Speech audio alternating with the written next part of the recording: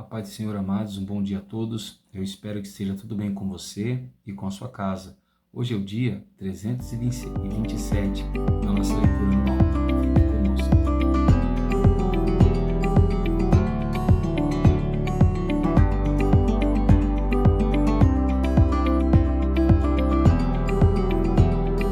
Bom, amados, nós estamos estudando a carta de Romanos, né? E a nossa porção diária de hoje vai do capítulo de número 10 até o capítulo de número 12. São 3 capítulos bem gostosos de ler, né? Eu creio que você vai ler eles com muita facilidade. Eu espero que você medite nessa palavra, faça anotações e marcações. Creio que Deus irá falar com você. O nosso texto devocional de hoje se encontra no capítulo 12, os versos 1 e 2, nos quais a palavra de Deus nos diz assim: Portanto, irmãos, pela misericórdia de Deus, peço que ofereçam o seu corpo como sacrifício vivo, santo e agradável a Deus. Este é o culto racional de vocês. E não vivam conforme os padrões deste mundo, mas deixem que Deus os transforme pela renovação da mente, para que possam experimentar qual é a boa, agradável e perfeita vontade de Deus. Amém? Bom, ontem nós estávamos vendo os capítulos 8 e 9, né, da carta aos Romanos, onde nós aprendemos como o homem pode vencer a natureza pecaminosa. E o único meio do homem vencer a natureza pecaminosa é através do novo nascimento no Espírito Santo. Então o Espírito Santo guia e governa essa pessoa para que ela possa vencer. Mas só pode nascer do Espírito, segundo o capítulo 8 de Romanos, aqueles que Deus predestinou para isso, aqueles que Deus chamou e elegeu para isso, certo? Então nós vamos ver no capítulo 9, nós vimos ontem, que essa eleição não é segundo a vontade do homem, mas segundo a vontade de Deus, porque Deus, antes mesmo do ser humano nascer, ele já havia destinado uns para a salvação e outros para a condenação, né? E isso é um projeto de Deus, né? Para mostrar que ninguém pode ser salvo pelas obras, mas somente pela fé em Cristo Jesus, como Paulo vem falando desde o começo dessa carta. No capítulo 10, Paulo continua a dizer que ele queria que os seus irmãos judeus fossem salvos, como nós já vimos ontem. Porém, isso só pode acontecer se eles, assim como os gentios, passassem a crer em Jesus e abandonassem aquele pensamento de que alguém pode ser salvo pelas obras. E ele vai falar então que isso é uma realidade porque a lei já chegou ao seu fim.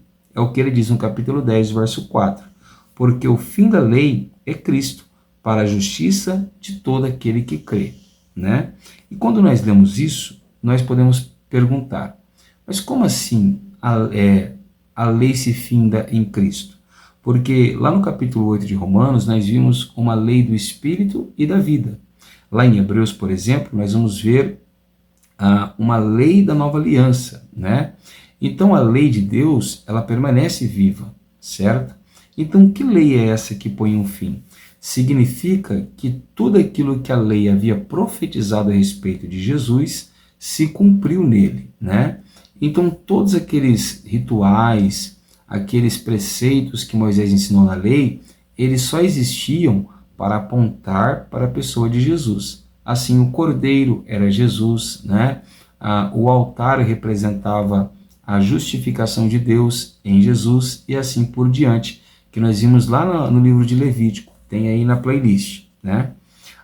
Então Paulo vai dizer para nós que a justificação agora não vem por alguém cumprir a lei, como guardar um sábado, como não comer uma carne de porco, por exemplo. Muito pelo contrário, a salvação vem por alguém crer em Jesus Cristo.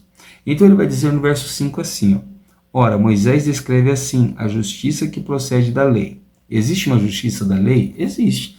Tem como alguém tentar, eu vou dizer de novo, tentar se salvar pela lei? Tem. Mas a condição é essa. Aquele que observa os seus preceitos, por ele viverá. Certo? Então ele está dizendo o quê? Quem quer tentar se salvar pela lei, ou seja, pelas obras, pode até tentar, mas ele precisa cumprir todos os preceitos. E na carta aos Gálatas nós vamos aprender que é impossível alguém guardar todos os preceitos da lei, certo? Então ele vai dizer o quê? Que para alguém ser salvo, novamente ele vai abordar esse assunto. Para alguém ser salvo, precisa apenas colocar em prática a fé que essa pessoa diz ter. E como isso começa? Isso começa com o ato de alguém crer no interior e confessar no exterior. Porque ele diz assim no verso de número 9. Se com a boca você confessar que Jesus é o Senhor e em seu coração crer que Deus o ressuscitou dentre os mortos, você será salvo. Olha quantas vezes a carta aos Romanos nos diz isso, né? O Evangelho de João, no capítulo 3, também nos diz isso, né? Então, o fato do ser humano ser salvo vem de um único ato, da morte de Jesus na cruz. Tudo que o homem precisa fazer é crer nesse sacrifício, né? E olha o que ele disse aqui. Primeiro ato, nós temos que confessar verbalmente. Não podemos ter vergonha de dizer que cremos que Jesus é o nosso Senhor, certo? O que isso significa? Isso significa que nós estamos confessando que Jesus é o próprio Deus. Muitas pessoas não creem assim. Então esses não são salvos, certo? Mas não basta dizer verbalmente que Jesus é Senhor, porque muitos dizem da boca para fora. Então é necessário falar da boca, mas crer no coração. Ele diz assim: e em seu coração crer que Deus o ressuscitou dentre os mortos. Então nós precisamos crer que Jesus não está morto mais. Não é aquele Cristo pendurado na cruz que o cristão deve lembrar. Não. O Cristo que o cristão deve lembrar é aquele que está assentado à destra de Deus, certo? Não é mais um Cristo sofredor, e sim um Cristo vitorioso. Assim, o cristão, para ser salvo, ele precisa confessar que Jesus é Deus, ele precisa confessar que Jesus ressuscitou, e sendo assim, ele precisa confessar que a ressurreição é verdade. Amém? Então, no verso 10, ele diz assim: porque com o coração se crê para a justiça, e com a boca se confessa para a salvação. Então, para alguém ser salvo, precisa crer e confessar a sua fé. Verso 11 diz assim: porque a Escritura diz, todo aquele que nele crê não será envergonhado. Então, aquele que crê em Jesus, como disse o próprio Jesus para Nicodemos em João 3, aquele que crê não é condenado, mas aquele que não crê já está condenado. Amém? Lembre, novamente, o ato de crer em Jesus é fundamental. Isso também está espalhado por todo o livro de Atos dos Apóstolos que nós já estudamos. Então ele vai dizer assim: poxa, se a salvação é o que muitas pessoas dizem, se a salvação não é por obras, mas é por fé, se a salvação não é porque eu escolho ser salvo, e sim porque Jesus me escolheu para ser salvo, então não precisa pregar, então não precisa evangelizar, então nós não precisamos levar a mensagem aos pecadores, porque se Jesus os escolheu, em algum momento eles vão crer. Se a salvação não é para a minha escolha, mas pela escolha de Jesus, em algum momento Jesus vai me conduzir até uma igreja e eu vou ouvir lá a mensagem e vou crer nele. Não, não é assim. A doutrina da eleição não ensina o cristão a ser preguiçoso ou presunçoso ou omisso quanto à sua responsabilidade. Lembre que Jesus, o mesmo que tinha dito que havia escolhido seus discípulos e que ele orava por aqueles que ainda iria crer, lá no Evangelho de João, capítulo 16 e 17, ele é o mesmo que disse: ide por todo mundo e pregai o Evangelho. Então, o mesmo Jesus que anunciou a eleição, também anunciou a necessidade da pregação. Então, o fato de Deus ter nos elegido, nos escolhido desde a fundação do mundo, não inibe e não anula a necessidade da pregação. Muito pelo contrário, fortalece a necessidade de se pregar. Então, os eleitos só irão crer em Jesus se eles ouvirem a pregação. Como nós não sabemos quem são os eleitos e quem não são, nós precisamos pregar a toda criatura. E é isso que ensina ainda no capítulo 10, que diz assim a partir do verso de número 14. Como, porém, invocarão aquele em quem não creram? Ou seja, como é que alguém pode invocar o nome de Jesus e confessar se ele não crê ainda, certo? E como crerão naquele que de nada ouviram? Ou seja, como alguém pode crer em quem ele ainda não ouviu, certo? Por último, como ouvirão se não há quem pregue? Ou seja, a doutrina da eleição, ela tem a necessidade da pregação. Ou seja, é a pregação do Evangelho que vai nos mostrar quem são os eleitos ou não. Porque quando a pessoa ouvir a pregação do Evangelho, ela vai crer no Senhor Jesus. É isso que ele continua dizendo. E como pregarão se não forem enviados? Como está escrito, conformosos são os pés dos que anunciam a boa nova. Então ele diz assim no verso 17, e assim a fé vem pelo ouvir e o ouvir pela palavra de Cristo Jesus. Então como nasce a fé no coração de alguém? Ouvindo a palavra de Deus. Então os eleitos se manifestam quando a pregação do Evangelho, não a pregação da prosperidade ou da motivação, a pregação do Evangelho é anunciada. Lembra lá em Romanos 8 que os filhos de Deus estão aguardando a manifestação, né? Então nós temos que pregar o Evangelho para que eles se manifestem. Bom, lá no capítulo 11, nós vamos ver que Paulo já tinha falado para nós que os gentios só passaram a ser salvos porque os judeus, os israelitas, rejeitaram a Deus. Isso pode parecer que Deus então abandonou os judeus e os israelitas, que eles não serão salvos. E ele vai dizer muito pelo contrário, que Deus sempre vai manter salvo o remanescente. Ou seja, sempre em Israel vai haver uma pequena quantidade de pessoas que vão continuar crendo no Senhor. E ele diz isso bem claro no verso de número 5 do capítulo 11. E assim também nos dias de hoje sobrevive um remanescente segundo a eleição. Se é pela graça, já não é, segundo a eleição da graça. E se é pela graça, já não é pelas obras. Do contrário, a graça já não é graça. Olha como novamente ele está usando a graça e a eleição. Então, ou seja, sempre vai ter uma pequena quantidade de pessoas que Deus escolheu para a salvação, em todas as épocas, em todas as eras, em todas as nações. Sempre terão pessoas que Deus escolheu pela graça. Não é pela escolha da pessoa, não é pelos seus esforços e nem pelo seu mérito.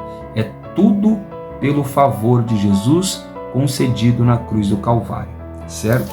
E ele vai dizer para nós mais ainda, que essa dureza do coração de Israel, essa rebeldia de Israel em não crer em Jesus, ela tem um tempo determinado, até que os gentios sejam salvos e creiam no Senhor Jesus.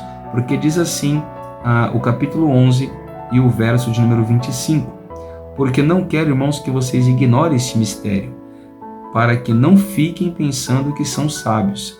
Veio um endurecimento em parte a Israel, até que tenham entrado a plenitude dos gentios, e assim todo Israel será salvo.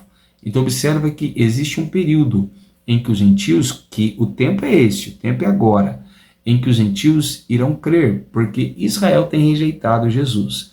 Mas haverá um tempo em que os gentios estarão salvos. Então os judeus terão a sua oportunidade de crer novamente no Senhor Jesus.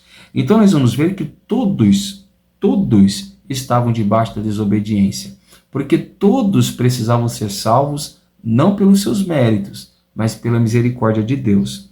E olha o que ele diz assim no verso de número 31 do capítulo 11.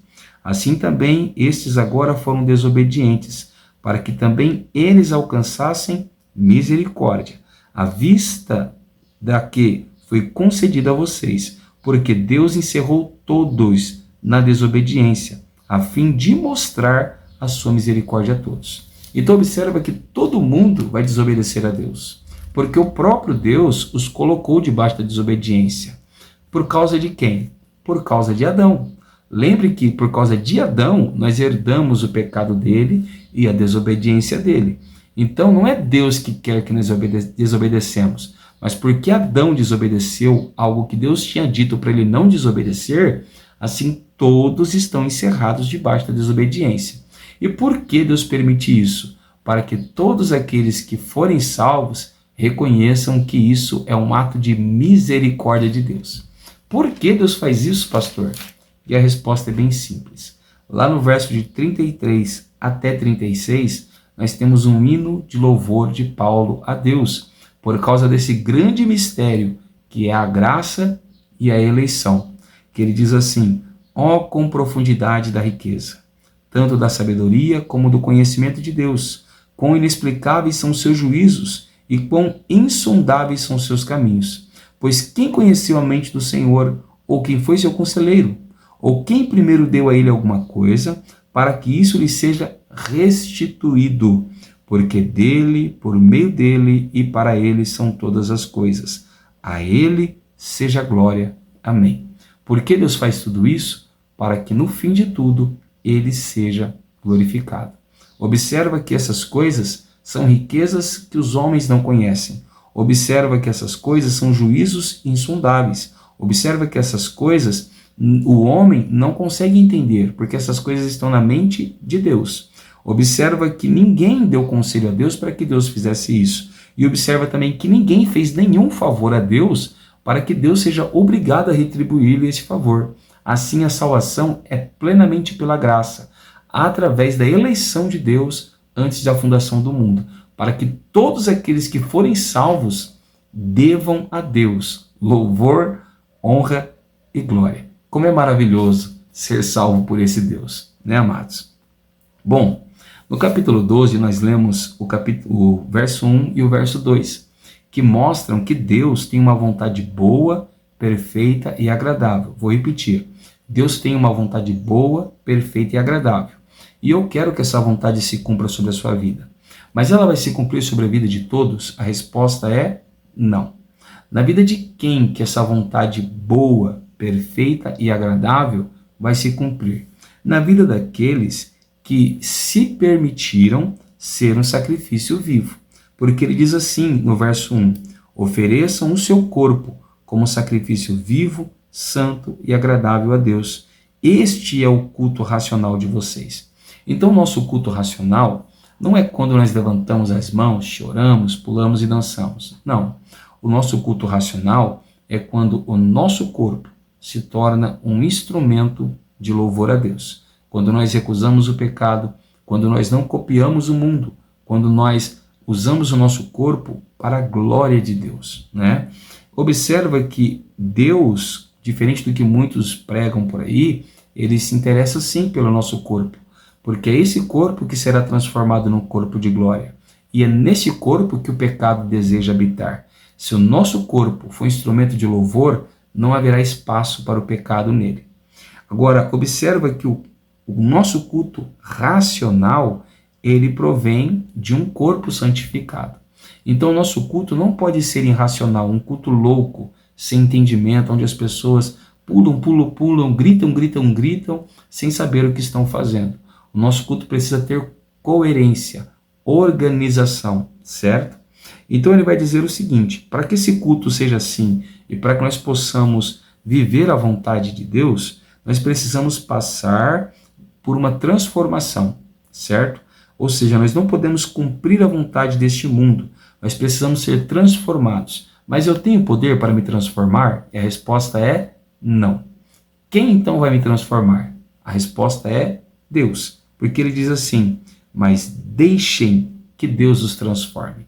Então quem vai nos transformar é Deus, para que a glória seja de Deus. Então ele diz assim, não vivam conforme os padrões deste mundo, ou seja, não copiem as coisas que as pessoas que estão lá fora estão fazendo, não, mas deixem, ou seja, permitam que Deus os transforme. Observa que a transformação, ela tem que terminar num corpo que glorifica a Deus, mas ela vai começar na nossa forma de pensar, porque ele diz assim, mas deixem que Deus os transforme pela renovação da mente. Ou seja, se Deus não mudar o nosso jeito de pensar, ele não vai conseguir mudar o nosso jeito de nos comportarmos. Então, a melhor conversão não é aquela que começa por fora, mas aquela que começa por dentro. Porque aquela que começa por dentro, uma conversão verdadeira, vai refletir por fora. Amém? Então ele termina dizendo, Se nós formos renovados, olha o que vai acontecer. Nós vamos experimentar qual é a boa, a perfeita e agradável vontade de Deus. Depois, ele vai falar sobre os devidos dons espirituais e como eles devem ser usados no ambiente da igreja e fora dela. E por último, ele vai dar algumas recomendações, sobre virtudes que devem ser valorizadas. Entre elas, aquela de que nós, quando depender de nós e for possível, nós termos paz com todos os homens. Outra é que nós não devemos pagar o mal com o mal, e sim o mal com o bem. E outra é que nós não devemos amaldiçoar, e sim abençoar. E se nós ficarmos magoados com alguém, não devemos nos vingar, porque é de Deus a vingança. Amém? Por último, o último conselho de Paulo nesse capítulo é o de 21, que ele diz: não se deixe vencer pelo mal, mas vença o mal com o bem. Amém? Eu sou o pastor Tiago, da Igreja Pentecostal Poder da Palavra, e eu quero orar por você neste momento. Abra o seu coração, feche seus olhos e ore ao Senhor juntamente comigo. Senhor, nosso Deus e nosso Pai, nós queremos te louvar nessa manhã, te glorificar pela eleição que o Senhor fez por nós ao nos escolher antes de nós nascermos. E pela graça de Cristo Jesus na cruz do Calvário, nós fomos salvos. Te louvamos, Senhor, porque se fosse pelos nossos esforços, nós não seríamos salvos, porque não temos condições disso. Mas graças ao seu Filho, que se doou por nós em nosso lugar para nos salvar. Nos ajuda, Senhor, a vivermos essa conversão, essa transformação através da nossa mente, para que o nosso corpo venha a ser um instrumento de louvor. E assim, Senhor, nós possamos viver a sua boa, perfeita e agradável vontade. É tudo que nós te pedimos e te agradecemos. Em nome de Jesus, amém. Se inscreva no canal, deixe o like e compartilhe. Que Deus te abençoe e fique com Ele. Tenha um ótimo sábado e fique com Deus.